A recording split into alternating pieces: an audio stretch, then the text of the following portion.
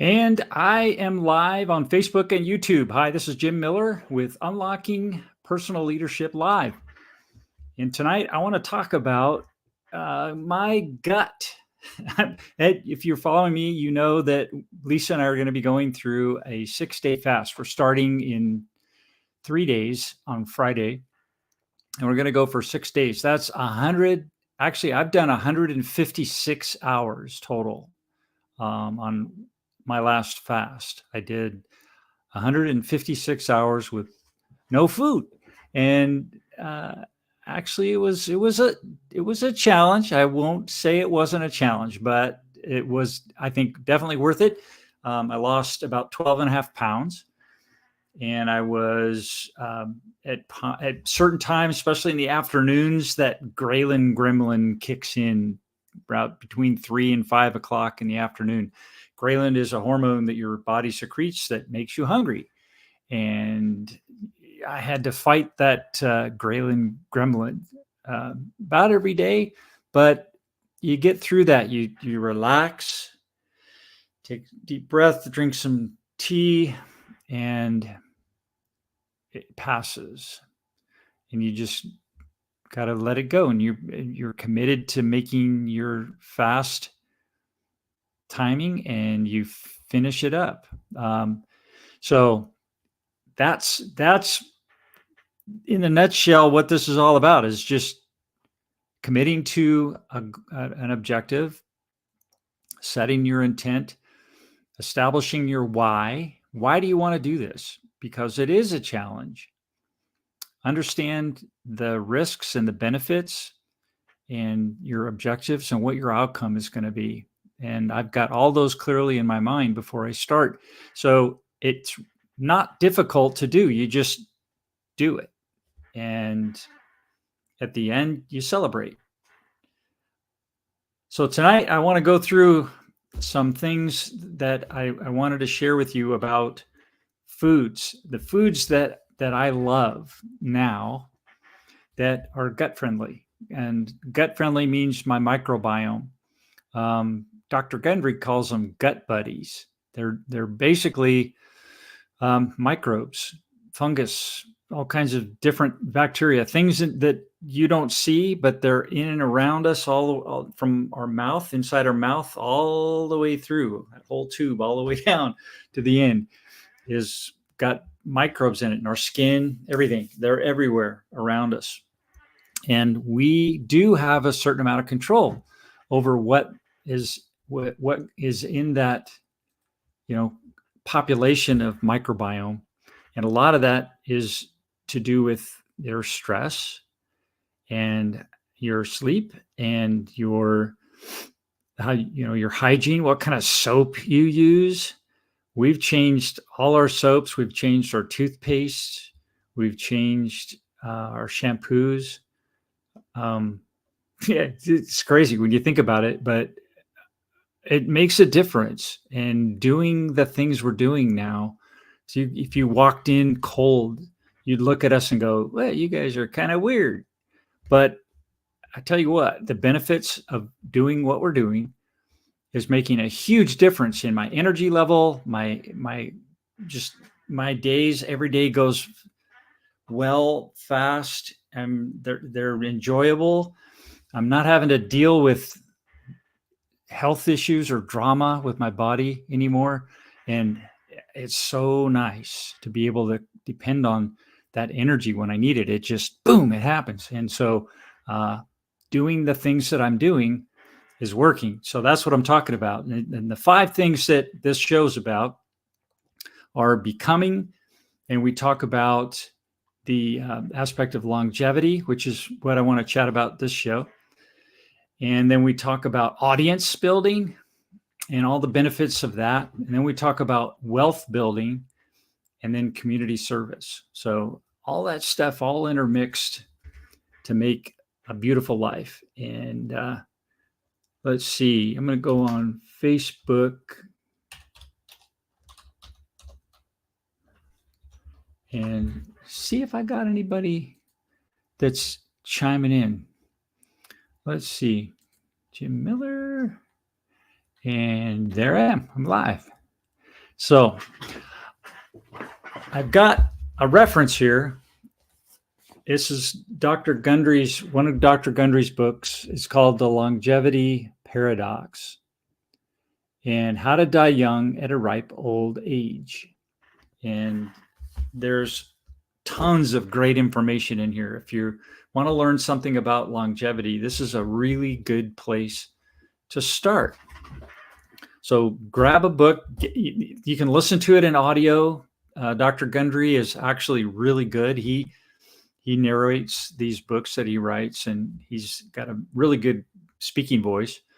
And it's easy to listen to. He's humorous. He's got, all the right stuff. So highly recommend him. Plus, he's good at what he does. He's really smart. So this chapter is called The Best Foods for Your Gut Buddies by Dr. Gundry. And I take Dr. Gundry's list as my list. I use his lists. He's got a yes list and a no list and a list for fasting and different things that he does for supplements. And those are the ones that I depend on the most. I use other doctors' research and work as well for reference, but I'm using Dr. Gundry's foods, his recommended foods, and they're helping me a lot.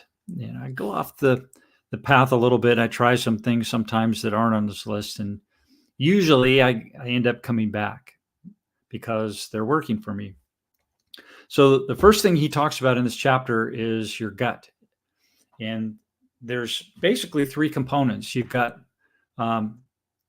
there's three areas of interest when it comes to food. You've got prebiotics, probiotics, and postbiotics.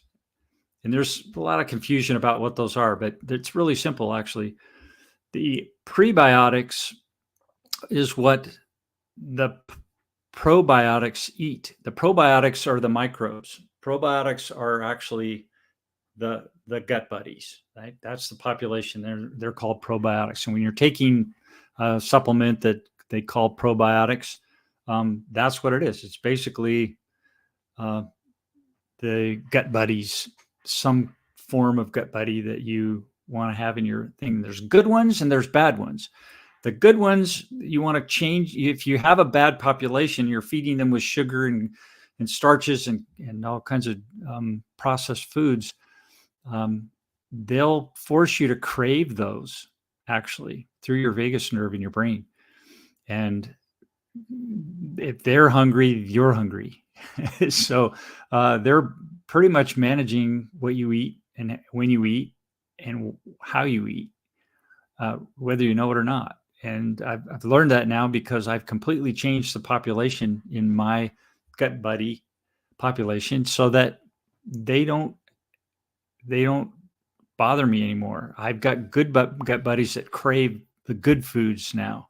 And my, the foods that I used to think that didn't taste good to me, I love because my body has recognized them as sources of nutrition. And so they don't have sugar, they don't have processed whatever in them, they don't have chemicals to preserve them. They're fresh, they're natural, they're grown organically. I eat pasture-raised chicken and wild-caught fish and grass-fed finished beef, and that's it. It's rare that I eat anything that's processed anymore because, like for the meats, you're eating what you're eating ate. And I stay away from grains and hormones and all of the biotics that they use to kill things. All those things that keeps the animals healthy while they're growing them so fast and big and full of fat so they can sell them at a good price cheaply and make money with it. They pump them full of all kinds of stuff, hormones and medications and things to keep them from getting sick and dying because I can't sell a dead cow.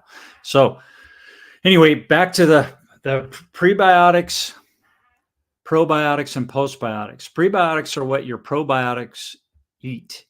So prebiotics are kind of food source, and they're things that I'll tell you talked about. They're like flaxseed.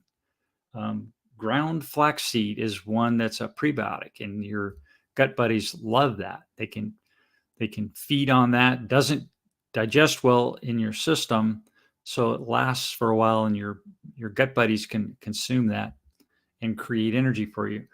And then the last one is the postbiotics, and what that is that if you have a good population of gut buddies, as Dr. Gundry calls them, your microbiome, you have a good population, they'll produce fuel for you. Many different fuels. One of them is called butyrate. And if you look that up, you'll see that your gut buddies produce butyrates in the lower intestine, way down in the lower end. And when you're metabolically flexible and you're not eating sugar and starch and all that all the time, your body seeks out those other alternative fuels. And if you're setting up your microbiome properly, they're producing those fuels. So that's one reason I just don't get hungry when I fast, even, extended fasting. I intermittent fast every day. I have an eating window of about 3 to 4 hours. Sometimes I go 6 hours.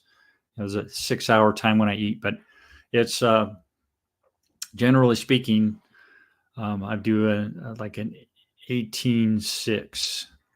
So I'm fasting for 18 hours, and then I eat within that 6-hour window somewhere. And that's been great. That's been great. So prebiotics, probiotics, and postbiotics. You want to understand what those are so you can feed your microbiome what they need and give you that alternative energy source and the fuels, and also keep your immune system strong and everything healthy and working. And some of the foods we'll go over here. So the ground flaxseed, that's a prebiotic, and that's something that you can buy. The best way to buy it is whole seeds, and then you grind it when you need it because they oxidize really quickly. The other one is artichokes. Those leafy, weird-looking things. The artichoke hearts and all the leaves. You just pop them in a pot of water and boil them, or steam is even better. I steam mine. I put them in a steamer, and they just cook in 10, 15 minutes till they're tender. So stick a fork in there, and they just, you can tell, and they're tender. And just dip them in some olive oil, maybe melt some olive oil, garlic, and ghee. Give it a little butter flavor. And if you never heard of ghee, we'll talk about that in a minute. So artichokes, there's a good one. Leeks. Leeks are like an onion. You'll see they're big, long things with a white end, like a huge scallion.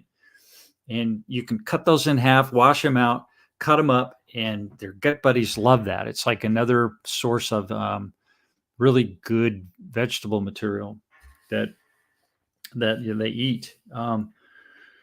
Okra. Okra is something a lot of people kind of look at and go, ooh, that's kind of slimy and gross. But it's an awesome food for your microbiome. And jicama. Jicama is something that I eat now a lot. It's a big, like a big melon thing, brown, and you gotta trim the skin off and then cut them up into sticks. And you can put them in salads. I use them as instead of tortilla chips or potato chips in guacamole. I'll dip guacamole with the jicama and eat that. And my gut buddies I can hear them singing. Ah! So they're happy when I'm doing that. Jicama and guacamole. Woo! It's a great meal. What else? Then cruciferous vegetables. Those are all the ones that, like the cauliflower and Brussels sprouts and broccoli and what else? those ones, people like, I used to not like them, but now I do. And when I cook them, I steam them, put them in the pressure cooker for a bit. I'll finish them with some olive oil, salt, pepper, and the salt I use is Celtic sea salt. It's this gray Celtic sea salt. It's got lots of trace minerals in it, and it tastes really good. And you never thought salt could taste as good as that. It's I get it at my Whole Foods, not Whole Foods, but my Roots. It's a little private company, grocery store here where I live. They're great. So I use that, and I put in some balsamic vinegar or some balsamic glaze on top of that. Just drizzle it on, and man, those are good. Getting hungry. Cruciferous vegetables. Gut buddies love that. The chicory family. The chicory's bitter. Dr. Gundry says bitter is better. So you want to do foods that are bitter, and take those leafy vegetables, chicories. There's let's see, chicory is in almost all salads in France and Italy, so they know what they're doing. Belgian endive, radicchio, and arugula. Those are other ones in that family, chicory family. So they're sometimes reddish in color, and they're really pretty in the salad. And when you eat them, you stick them in your mouth and you chew on them, they're kind of bitter. But that bitterness is what you want. That bitterness is full of nutrition, and your gut buddies love what they have in there. They have there's inulin. That's another big word. Inulin is a nutrient that these foods have in them that your gut buddies love to have. And when you're eating processed foods all the time, you don't get. So the good bugs that you want aren't getting fed, so they're not in the population. And if you're feeding them processed foods and sugar and starches, then you find a population in your microbiome of gut buddies that like those kind of foods, and they're generally not good actors. They'll do bad things to you. So you don't want that. Nuts. Oh, I eat nuts a lot. And there's a difference between nuts and seeds. Like peanut is a fake nut. It's not a nut, it's a seed. And it's full of lectins and things that aren't good for you. And the oils from peanuts are their studies are showing that peanut oil is one of the worst offenders for arterial sclerosis. Say that 10 times fast. Arterial sclerosis. That's heart disease. Peanut oil. And you go to a restaurant, they boil it in, they cook stuff in peanut oil. They cook stuff in cottonseed oil. They cook stuff. Cottonseed oil is horrible. It's poison. Don't eat cottonseed oil anymore. Did you hear that? And nuts. I eat lots of nuts. I eat pecans. Love pecans. Walnuts, pistachios, macadamia nuts. Macadamias are kind of expensive, but they're so good for you. And what else? Mushrooms. I eat tons of different kinds of mushrooms.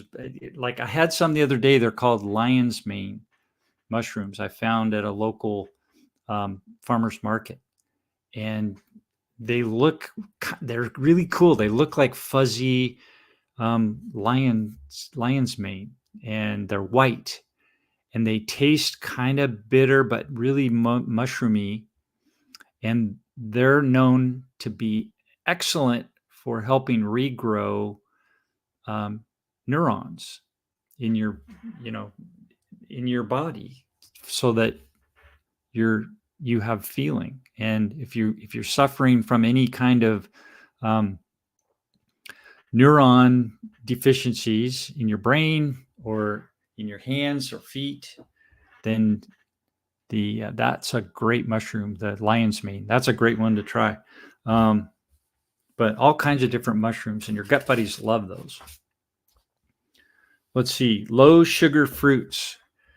Sugar, fructose, any kind of simple sugars are so bad for you. And fructose is from fruit, ripe fruit. Unfortunately, that's a simple sugar. And we're really only meant to eat those simple fruits, simple sugars, fruits in summer and early fall. But here in the States, we've got those kind of fruits coming in from Chile and wherever, Argentina, everywhere. They're coming in all the time. So we get them here year round and we eat them, and it puts on weight and it increases our glycemic index and it stresses our body and creates inflammation. And it's just a bad thing to do. And again, I used to eat fruit all the time. I was thinking, oh, I'm eating really well. I'm eating fruit a day. Apple a day keeps the doctor away, right? That's so wrong. If you're still thinking that, then I got some news for you. Try doing without and see how much better you feel. See how much more energy you have. You think you're eating that fruit to give you energy, but net, it's killing you, I think. That's my opinion. So low sugar fruits, and what those are, like avocados, those green things. Avocado is a fruit, and you can eat. They have a really good fat in them that your body really loves. And so you can eat one avocado a day. Actually, it's an avocado a day keeps the doctor away. I think that's a better one. Green bananas. I eat green bananas, papayas, plantains.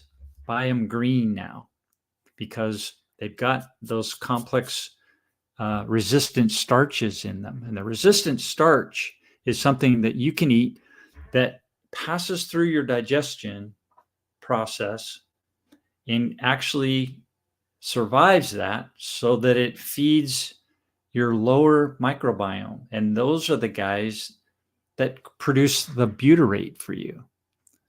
So eating green vegetable, green fruits, the green bananas, green plantains, green papaya, all those tropical fruits, I eat them green. And even a green pear, I'll eat that, just not totally green, but before they become ripe and really sweet, I'll eat it right in that point where it's got a little bit of sweet flavor, but it's not packed with sugar yet. So those are really good. I love that. And then berries in season, raspberries, blackberries, and mulberries. Those berries, creating, putting them in shakes or putting them on coconut ice cream instead of dairy ice cream. I use coconut ice cream, and it's wonderful. Great dessert. Figs and coconuts. Figs. I love figs. Dates are full of sugar, but figs are a flower. So figs, it's like a flower blossom. So figs are wonderful. They're only available certain times of the year. So you when you see them, you got to buy them and enjoy them because they don't last long. But boy, what a treat they are. I love them. And then coconut, finding that fresh coconut. I'll buy a fresh whole coconut, open it up. The water that's inside is all sugar water. So I throw that away. And then I eat the white stuff in there, all the white coconut. So good for you. And chewing on that hard chewing. I was talking to a masculine dentist the other day. He says one of the biggest problems that we have in society is that we don't chew things enough. He's having to do surgeries on people's jaws because they don't chew enough and their jaws get weak and they like recede into their face, and it's bizarre. But people are not eating foods that exercise their jaw muscles and their jaw bones and their teeth. So I guess you don't use it, you lose it. So it just gets reabsorbed.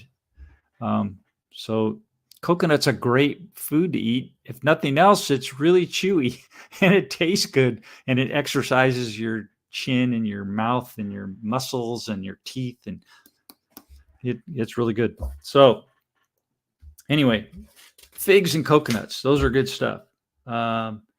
Healthy fats, that's a big one. We've all been conditioned that, to eat fat-free or low fat, this and that, that cholesterol is bad for you, and HDL, LDL, what the heck are those? And all this information that we've got, it's so simple. All you got to do is remember to eat fats that have that are natural.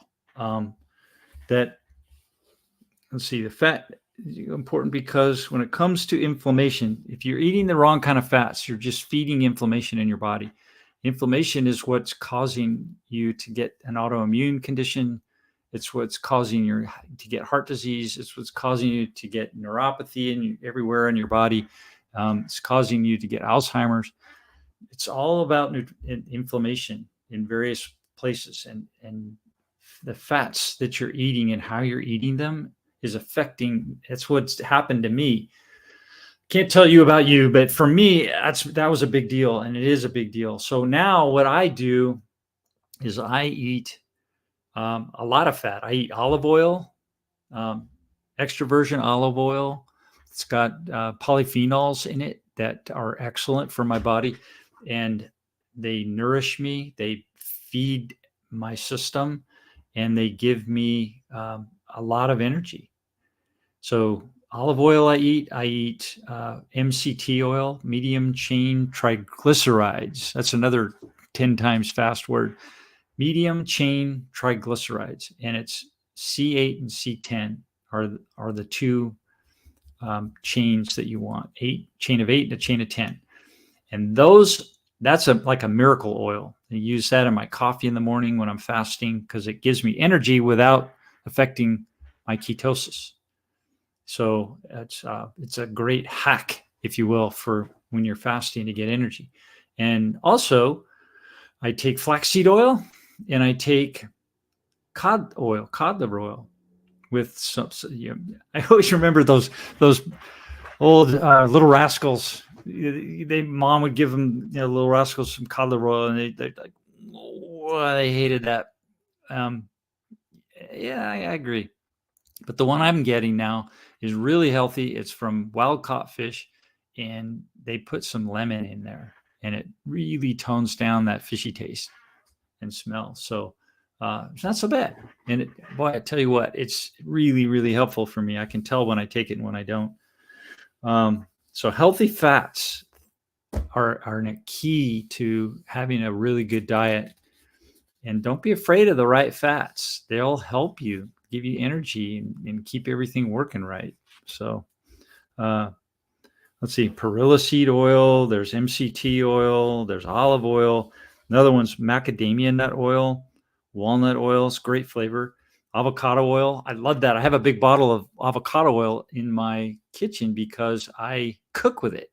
Avocado oil has a really high smoke point in the temperature. So you can cook high temperatures with it and not have adverse effects in your food.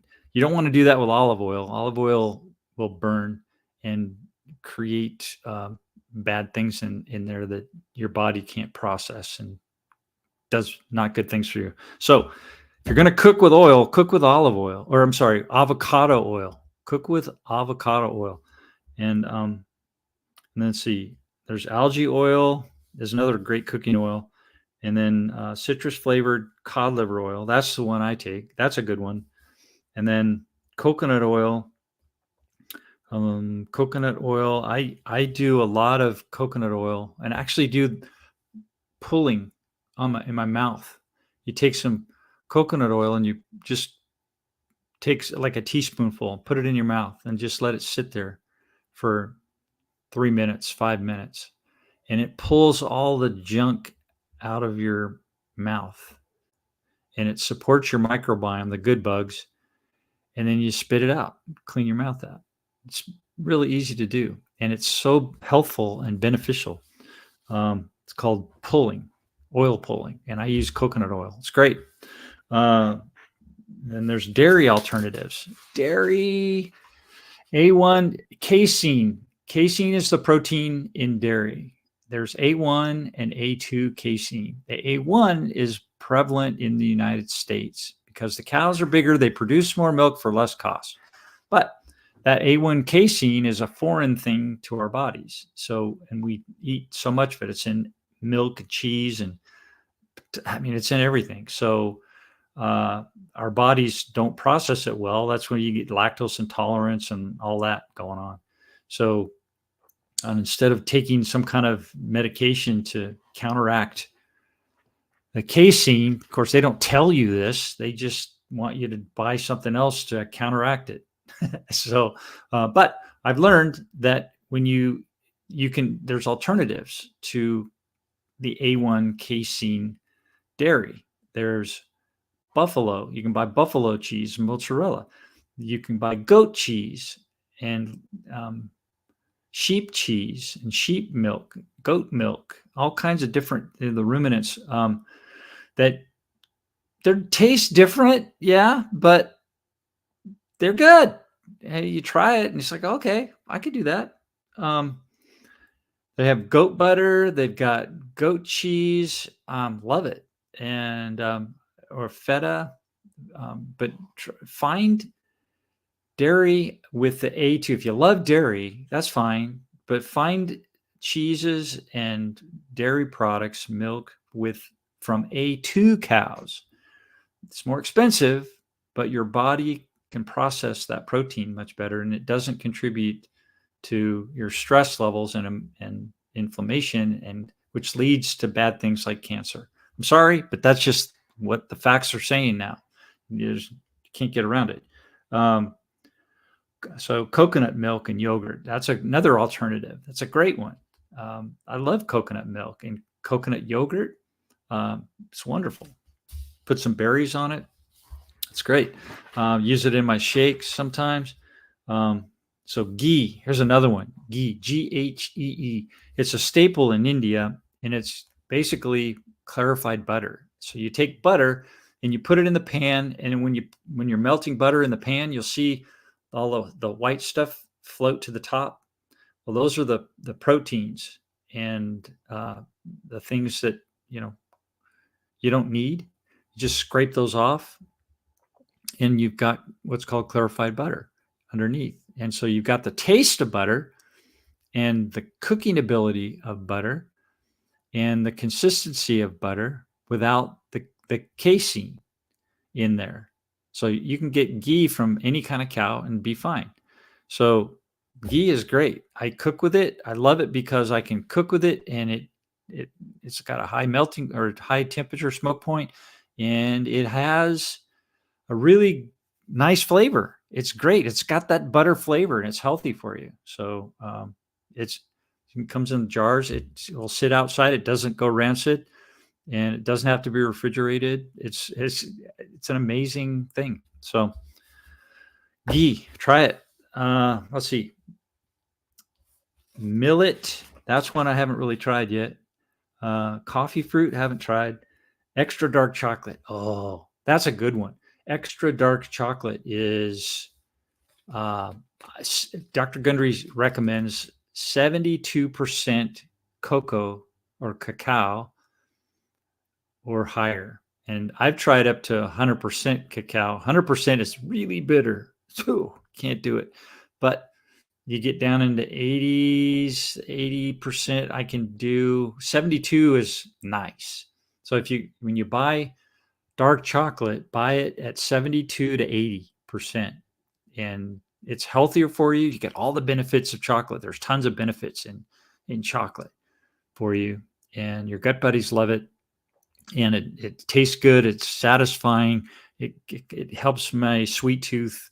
And goes great with a glass of wine or a little something with single malt scotch once in a while is great with that, some of that dark chocolate, or a cigar sometimes, not very often, once in a while. So anyway, extra dark chocolate, it's good stuff.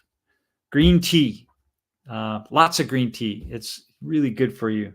You can drink it hot or cold. don't do sugar with it. Just do the green tea, and you can put lemon or maybe a little stevia in there if you have to have a sweetener, but don't use sugar, simple sugars. It's not smart. So, yeah, I think those are the main ones. Those are the foods that I've been eating that I love now, and I eat those a lot. And that's maybe helpful for you. Um, that will set you up for a win to change the population, help you change the population of gut buddies from the bad actors to the good ones, help you get more energy, improve your immune system, and keep you healthy. That, along with exercising, getting proper sleep, getting in the sauna a couple times a week, or doing a cold dip in ice water. Haven't done that in a long time, but just stressing your cells somehow every day and moving. Got to move, get up and move. Those are all great things for longevity. Do it consistently every day, just like you do your business. Got to be every day. And that's it for tonight. I think. Thanks for joining. I've had several people that have popped in to say hello. Hi, Hope. Hey, Giancarlo. And who else? Betty and Gabriella. Thanks for hopping in, saying hello. And we'll talk to you guys again soon. All right. Take care. See you next time.